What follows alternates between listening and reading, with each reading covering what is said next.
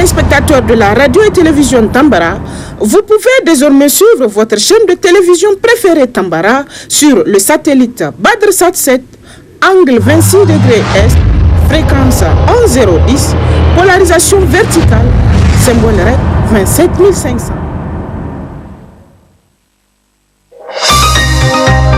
Suivez le journal avec STM Transport Voyageurs, une nouvelle façon de voyager.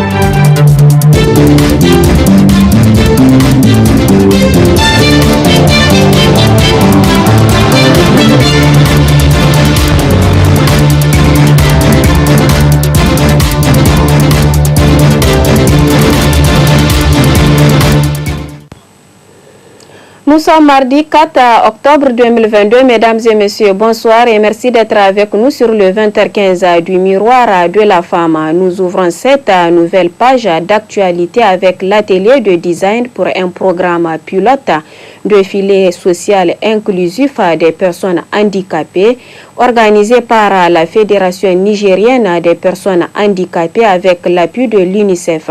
C'était ce matin 4 octobre 2022 à l'hôtel Radisson Blu de Niamey en présence du directeur du cabinet du Premier ministre. Le compte rendu. Cet atelier de design pour un programme pilote de filet social inclusif des personnes handicapées est d'une importance capitale à travers ces journées organisées par la Fédération nigérienne des personnes handicapées en collaboration avec multiples partenaires qui œuvrent dans le domaine et l'appui de l'UNICEF. Cet espace permet d'échanger sur la situation de discrimination dont sont victimes les personnes handicapées au Niger afin de trouver des solutions et renforcer la résilience et leur protection sociale. Une occasion pour le président de la Fédération nigérienne des personnes handicapées de soumettre leurs doléances aux plus hautes autorités. Nous allons, avec le soutien, l'appui technique de l'UNICEF, pouvoir soutenir 3500 ménages de personnes handicapées pour leur inclusion. Généralement, on a du soutien, mais on a du soutien juste pour soutenir. Cette fois-ci, ça sera du soutien pour leur inclusion. Parce qu'en plus du soutien que ces ménages auront par mois, ils auront également l'opportunité d'avoir un cash unique qui leur permettra de lancer quelque chose qui pourra être une base pour leur inclusion dans la vie. Je voudrais témoigner ici, au nom de toutes les personnes handicapées du Niger, notre profonde gratitude à l'UNICEF et Madame Timine, ici présente, pour ces efforts qui vont, j'espère, faire tache d'huile dans l'inclusion des personnes handicapées. Je voudrais souligner des doléances qui sont des doléances, des préoccupations majeures des personnes handicapées du Niger. Notre doléance pour la réouverture et l'accroissement substantiel du Fonds national de soutien aux personnes handicapées. Parce qu'il nous permet de combattre la mendicité. Parce qu'il nous permet de soutenir des personnes qui sont très vulnérables, notamment en prothèse, en orthèse et que sais-je encore. Je voudrais également rappeler cette doléance qui est également très forte pour les personnes handicapées, celui de leur participation à la vie publique et à la vie politique. La représentante du représentant de l'UNICEF au Niger empêché réitère leur accompagnement au gouvernement nigérien tout en mettant l'accent sur les couches les plus sensibles des personnes handicapées. Ce besoin est urgent. Nous savons que les enfants handicapés ont plus de chances d'être privés d'école ou de soins de santé, voire maltraités ou exploités. Nous avons vu hier que sur 2 millions d'enfants scolarisés en 2021, seulement 0,34% étaient des enfants handicapés. Il va sans dire que l'accès aux soins de santé est aussi extrêmement défavorable pour les personnes vivant avec un handicap. Ce besoin est aussi nécessaire pour des raisons d'équité. Un exemple que nous avons rencontré récemment dans un programme du gouvernement qui est appuyé par l'UNICEF, dans les 2 communes de Maradi dans lesquelles l'UNICEF appuie la cellule filets sociaux à mettre en œuvre son programme de filets sociaux en réponse à la sécheresse. Seuls 14 ménages sur 6450 ciblés sont des ménages avec personnes handicapées. Ceci représente 0,2% de la cible. Nous pouvons donc mieux faire. C'est pourquoi, à travers son nouveau programme de coopération 2023-2027, l'inclusion des personnes handicapées, à commencer par les enfants, sera une priorité pour l'UNICEF. Le directeur du cabinet du Premier ministre rassure les personnes handicapées sur les initiatives prises par les autorités pour assurer l'autonomisation des personnes handicapées au Niger. Le gouvernement a mis en place un fonds au ministère de la Population spécifiquement pour assurer l'autonomisation des personnes en situation de handicap. Il s'agit du Fonds national de soutien aux personnes en situation de handicap, créé par l'ordonnance 99-68 du 20 décembre 1999. Toutes ces actions permettent d'améliorer l'accès des personnes en situation de handicap aux services inclusifs de protection sociale. Espérons qu'à travers cet espace d'échange, les personnes handicapées puissent trouver l'épanouissement et pouvoir jouir des droits de l'homme et de toutes les libertés fondamentales. Suivant à présent la réaction du coordonnateur du réseau Espérance, Maman Bachar, sur la recrudescence des coups d'État en Afrique de l'Ouest francophone. Suivez plutôt. La fréquence de coups d'État en Afrique de l'Ouest francophone se justifie, de mon point de vue, par la crise des institutions publiques, notamment les institutions démocratiques, auxquelles de moins en moins les populations ont confiance. C'est tantôt des élections contestées et contestables, c'est tantôt des institutions qui ne répondent pas aux aspirations légitimes du peuple. C'est-à-dire les gens prennent les mandats, qu'ils ce soit des mandats électifs ou des mandats en termes de pouvoir exécutif, et les populations se rendent compte que les préoccupations qui sont les leurs sont tout à fait différentes des aspirations légitimes du peuple. Il va sans dire que de ce point de vue-là, la démocratie en reçoit un coup, surtout quand on voit jusqu'à quel point ceux qui exercent le pouvoir exécutif ont les moyens de changer les jeux démocratiques, surtout quand il s'agit par exemple de fin de limitation de mandat, par exemple. On a vu le cas en Côte d'Ivoire avec Alassane Ouattara, donc qui a pris un 3e mandat. On a vu le cas avec Alpha Condé, qui a pris aussi un 3e mandat. Et on a vu également les tentatives effrénées de certains pouvoirs exécutifs à vouloir mieux satisfaire l'extérieur, c'est-à-dire ici à l'occurrence, il ne faut pas se le cacher, la France. Et malheureusement, les peuples continuent à croupir dans une misère insondable. Il y a peu de gens qui ont accès à une nourriture saine, à pouvoir même se garantir 3 repas par jour. Le système éducatif est défaillant, le système sanitaire est défaillant. Bref, la vie publique devient de plus en plus difficile pour les plus faibles. Et naturellement, quand vous avez des difficultés du quotidien, vous attribuez justement la responsabilité de cette difficulté-là à ceux qui gouvernent, à ceux qui gèrent les affaires publiques. Et malheureusement, dans beaucoup de cas, on constate que ceux qui gèrent les affaires publiques s'empressent plus à faire plaisir à l'ancien colon qu'à essayer autant que faire se peut d'être en harmonie avec les aspirations légitimes du peuple qu'ils sont censés justement servir. Donc, lorsque les institutions sont dépouillées de leur substance, lorsqu'elles ne sont plus crédibles aux yeux des citoyens qu'ils sont censés servir, lorsque le jeu démocratique par lui-même n'est pas tout à fait perçu comme étant la panacée qui puisse permettre justement une bonne gouvernance, un accès équitable des citoyens devant les services publics, une égalité devant la loi. Donc ça pose un problème et finalement ça amène un sentiment de désenchantement de population par rapport au processus démocratique lui-même, sinon aux institutions issues de ce processus.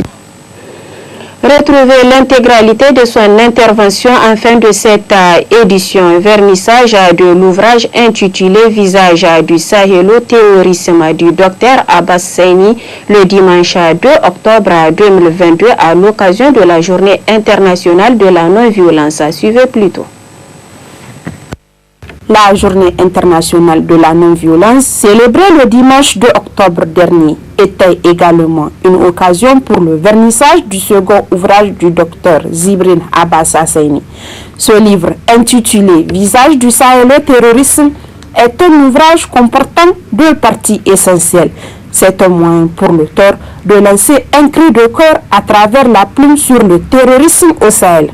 Parlant de la situation de l'Afrique du début du terrorisme à ce jour, cet ouvrage est également un témoignage par l'auteur lui-même victime du terrorisme.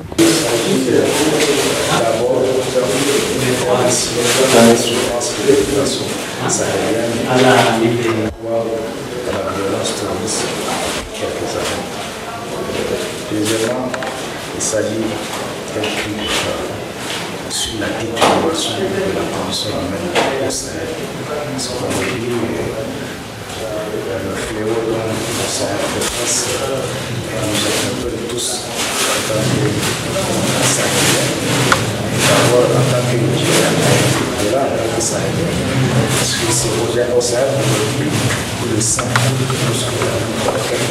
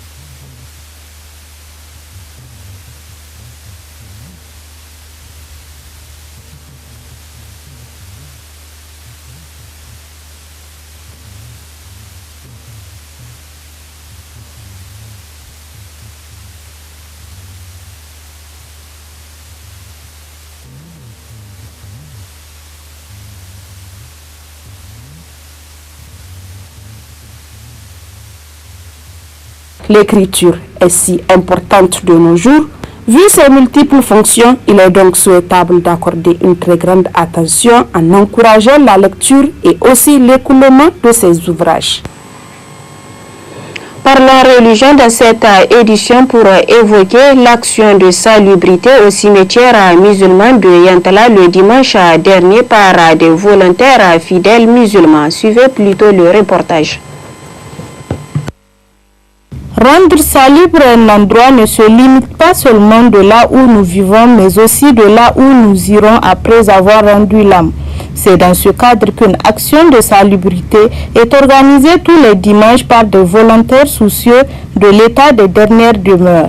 C'était pour désherber et reconstruire les tombes, une action assez difficile pour ces volontaires car les matériels essentiels comme la coupe-coupe, la healer et la latérite sont en quantité insuffisante, mais également le nombre de participants de plus en plus limité.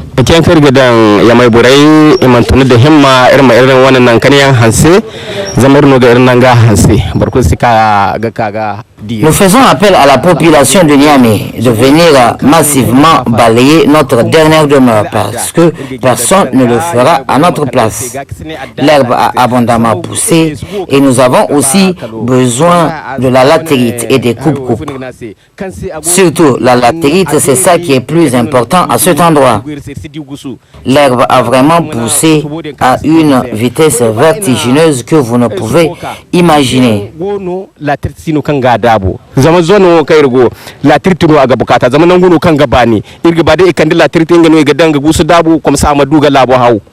La salubrité au niveau des cimetières est une action récompensée par le Tout-Puissant.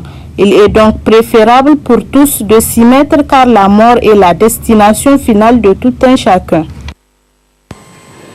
Place à présent à la partie magazine de cette édition consacrée à l'entretien que nous a accordé le coordonnateur du réseau Espérance, Maman Bachar, sur la recrudescence des coups d'État en Afrique de l'Ouest francophone. Très bonne réception et au revoir.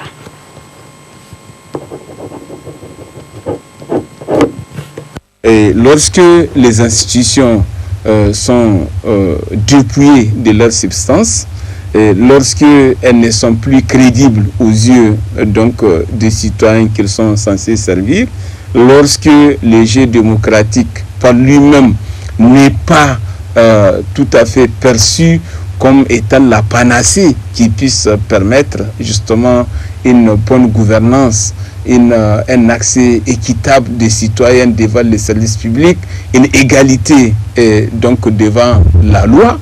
Donc ça pose un problème et finalement ça amène un sentiment de désenchantement de population par rapport au processus démocratique lui-même, sinon aux institutions issues de ce processus-là. Donc de ce point de vue-là, les militaires étant eux-mêmes une émanation du peuple et étant avec le peuple et écoutant le peuple, il leur arrive à un certain moment de penser qu'ils peuvent constituer une solution par rapport justement à une certaine crise sociétale, une certaine crise de confiance entre les gouvernants et les gouvernés.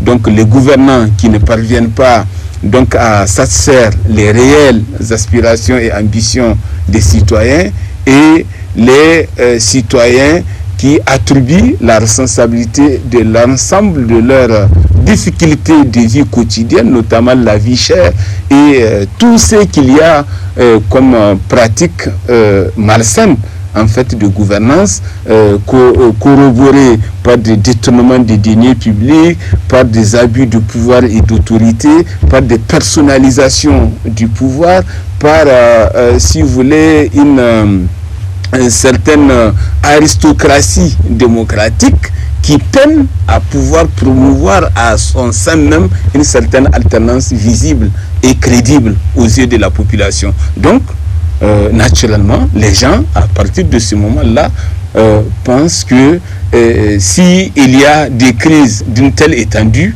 peut-être les militaires, en tant qu'arbitres, ils viennent un peu rompre le processus qui est en fait déjà discrédité et dépouillé de toute sa substance. C'est ce qui est arrivé en Côte d'Ivoire, j'allais dire au Mali, c'est ce qui est arrivé donc en Guinée, c'est ce qui est arrivé donc au Burkina Faso. Pour le Burkina Faso, 2 fois, comme au Mali, 2 fois. Mais ce qui est impressionnant et ahurissant à ce niveau-là, les mêmes pays francophones sont jugés et perçus différemment selon leur acquaintance avec l'ancien colon. Vous voyez, de la manière qu'on condamne donc le Mali, de manière qu'on harcèle le Mali, on ne harcèle pas le Tchad, par exemple, de la même manière. Le jugement qu'on porte sur Goïta n'est pas le même qu'on porte sur Damiba. Ils sont tous des lieutenants-colonels issus du processus que vous connaissez, qui est un système francophone des militaires. Ils ont fait tous des coups d'État et ils sont tous venus par la force au pouvoir, mais on apprécie un comme étant un bon élève et on critique l'autre comme étant, disons, un ennemi de la démocratie. Donc c'est toutes ces incohérences-là que les citoyens observent et se disent finalement que en fait il y a quelque part une certaine hypocrisie, il y a quelque part une certaine absence d'éthique et de logique dans ce que ces institutions-là font, notamment les institutions communautaires telles que la CEDEAO et l'IMOA, qui ont pris des mesures assez coercitives, assez énergiques et j'allais dire même inhumaines, souvent contre le Mali par exemple, qui ne figure nulle part dans le protocole de la CEDEAO et qui ont laissé perplexes beaucoup de juristes. Donc de ce point de vue-là, les institutions démocratiques peinent à pouvoir convaincre les populations sur leur essence, leur fondement et surtout leur utilité dans la dynamique de résoudre les problèmes auxquels les citoyens sont confrontés. Puisque on parle ici de la démocratie représentative, mais quand vous représentez quelqu'un, normalement, vous faites part et vous faites ressortir ces aspirations que vous êtes appelés à défendre. Mais malheureusement, ces institutions-là ont failli, ou en tout cas tendent à faillir dans beaucoup de pays de ce point de vue-là. La question de la lutte contre l'insécurité ou le terrorisme, comme on l'appelle dans les jargons actuels, est un des facteurs qui a le plus occasionné la réaction parfois énergique des militaires pour s'emparer du pouvoir. Mais ça ne s'explique pas partout, puisque la Guinée, par exemple, n'a pas ce type de problème, mais elle a connu quand même un coup d'État où Doumbia est arrivé chasser donc Alpha Condé. Pour le cas du Mali, de manière spécifique, il faut dire qu'au Mali, il y a eu beaucoup de missions militaires donc, qui étaient dans ce pays-là pendant 8 ans pratiquement, avec un peu plus de 30 000 hommes. Rien que Barkhane, Serval et autres, ils avaient dans les 9 000 hommes. Et pendant 9 ans, ils n'ont pas pu produire des résultats tangibles par rapport à la lutte contre le terrorisme. Soit donc les réponses n'étaient pas en adéquation avec le problème qui est posé, ou bien alors les forces qui étaient là, ils étaient là pour d'autres missions qui ne sont pas connues. Et donc, le Mali, en tant qu'État souverain, a fait cette évaluation-là et a considéré que, en tout cas, leur présence ne change rien à la donne. C'est-à-dire qu'ils n'ont pas la solution à leurs problèmes par justement la présence de ces troupes étrangères sur leur sol. Et finalement, ils ont décidé justement de remercier ces troupes-là pour qu'ils quittent leur territoire national. Mais donc, de ce point de vue-là, on peut considérer qu'il y a un lien direct entre l'avènement des militaires au pouvoir et les questions de sécurité, j'allais dire de l'insécurité donc dans la sous-région. Donc de ce point de vue-là, peut-être l'analyse serait de dire que bon, puisque la question sécuritaire est essentiellement militaire, il faille maintenant rompre cette chaîne-là donc qui crée une certaine distorsion d'appréciation et d'action entre les autorités civiles et les autorités militaires.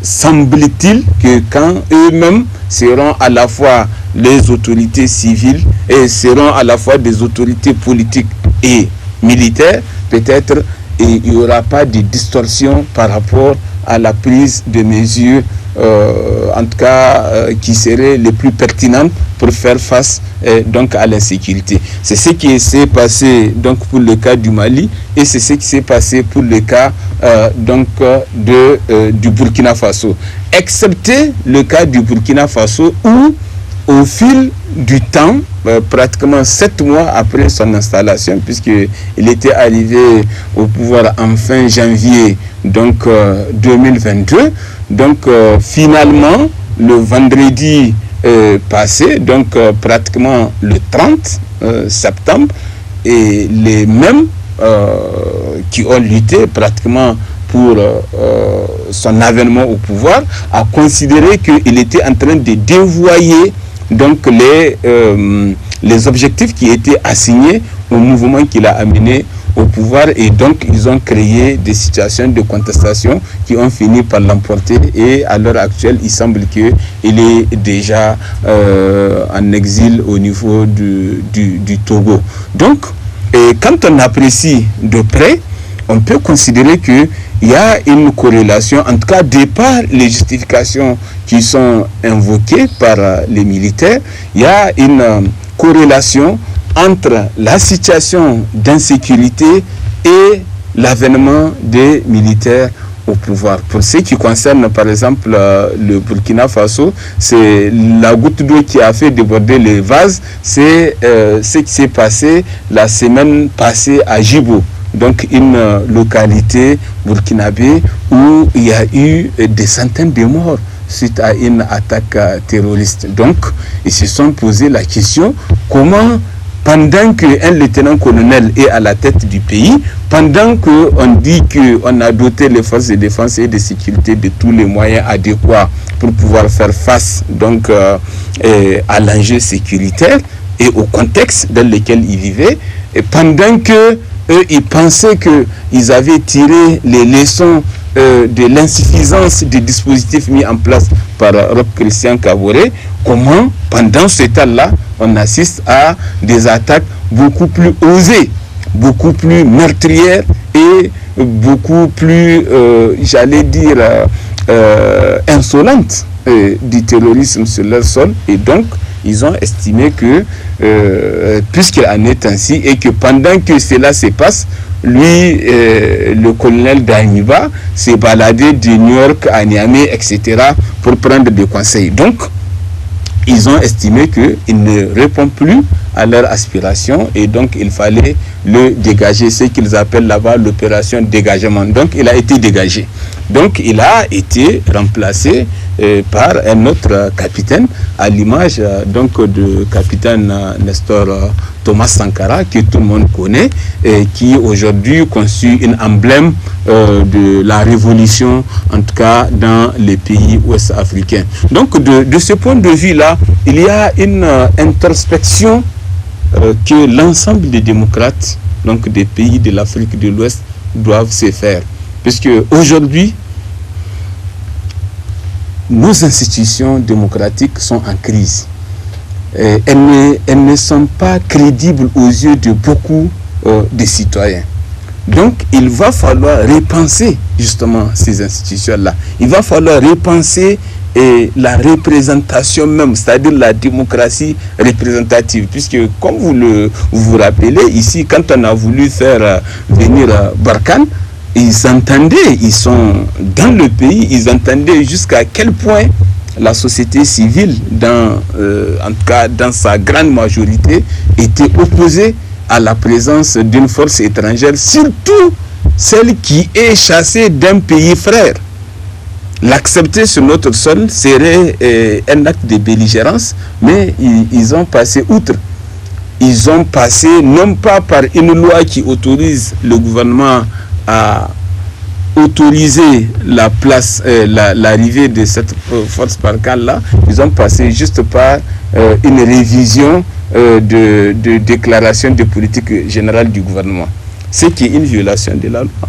Donc de ce point de vue-là, vous voyez comment les anciens sont instrumentalisés et comment elles ferment les yeux et les oreilles par rapport aux cris du peuple. Et dans le même instant, dans la même période, on empêchait aux citoyens de sortir manifester leur désaccord par rapport à cette décision donc du gouvernement de faire venir donc ces forces étrangères qui sont totalement en porte-à-faux avec les aspirations légitimes des citoyens que nous sommes et dont les dégâts sont évidents et sont visibles sur l'ensemble du territoire, partout où ils sont passés. On a vu nos compatriotes qui ont été tués à Terra. On a vu également les accidents mortels que leur passage provoque et on a vu le comportement qu'ils adoptent dans les localités où ils sont installés, notamment à Dessa et l'ensemble de la zone d'Ayoru, l'ensemble de la zone de Walam, etc., etc. Il y a des situations qui sont critiquables, qui ne conviennent pas par exemple aux aspirations légitimes du peuple. Et pire, maintenant, c'est que c'est même la CEDEAO dans sa globalité qui est en train de perdre son aura, qui est en train de perdre sa crédibilité. Parce que pour beaucoup de citoyens panafricanistes, cette institution-là est vue comme juste une boîte de résonance pour la France. Et c'est ce qui justifie à l'heure actuelle des manifestations au moment où je vous parle au niveau donc du Burkina Faso pour empêcher à la mission dépêchée donc d'aller rencontrer les nouvelles autorités burkinabées. Donc cela me semble être un vrai camouflet, une vraie honte pour une institution donc qui est censée en tout cas être le garant en tout cas de l'ensemble des institutions démocratiques dans nos pays, notamment en ce qui concerne le respect donc du protocole additionnel de la CEDEAO sur la démocratie et la gouvernance.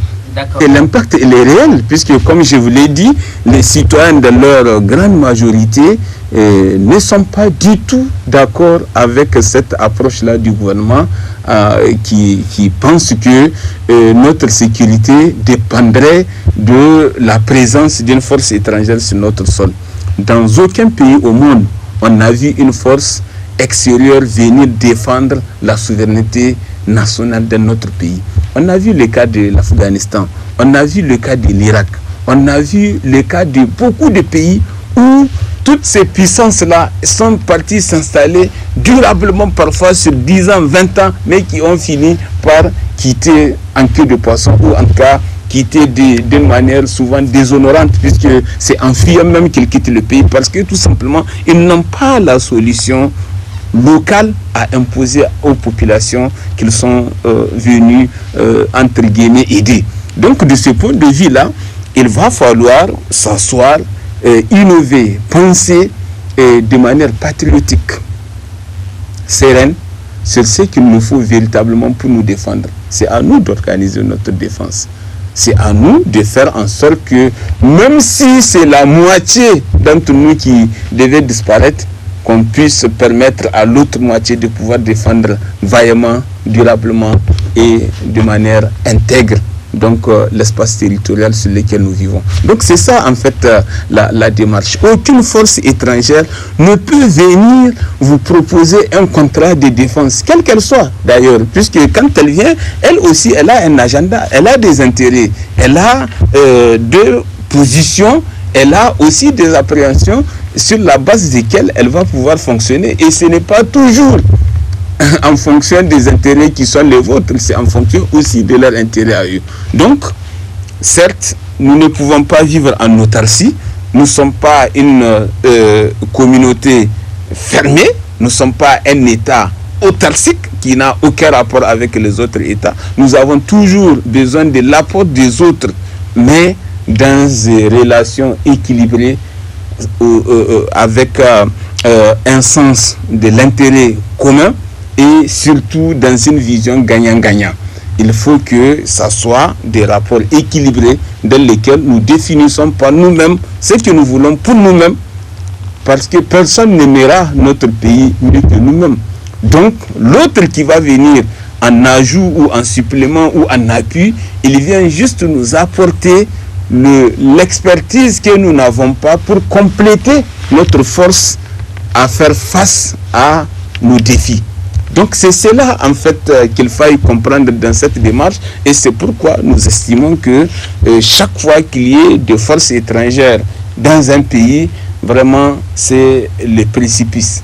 Et on tend donc vers vraiment le chaos, on tend vers quelque chose de significativement négatif qui ne pourra pas nous faire évoluer dans le sens positif et de manière durable par rapport aux problèmes qui sont posés. Parce que l'intervention de l'autre, c'est toujours une intervention ponctuelle, une intervention, j'allais dire, conjoncturelle. Elle ne peut pas être structurelle, elle ne peut pas être sur la longue durée, et elle ne peut pas apporter des solutions définitives aux problèmes qui sont posés et qui se posent pour notre devenir en tant qu'État, en tant que pays et en tant que nation. Donc il faut que l'ensemble des acteurs le comprennent et qu'ils parviennent à évoluer vers cette prise de position populaire pour que nous comprenions que en fait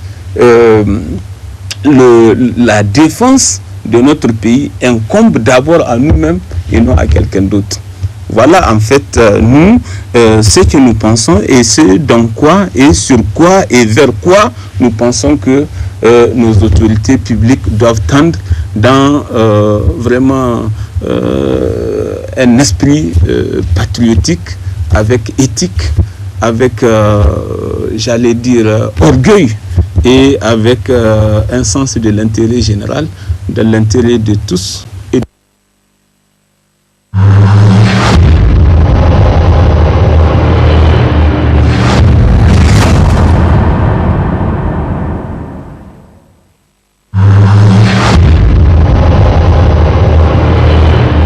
Chers auditeurs et téléspectateurs de la radio et télévision Tambara, vous pouvez désormais suivre votre chaîne de télévision préférée Tambara sur le satellite BadrSat 7, angle 26 degrés Est, fréquence 11010, polarisation verticale, symbole REC 27500.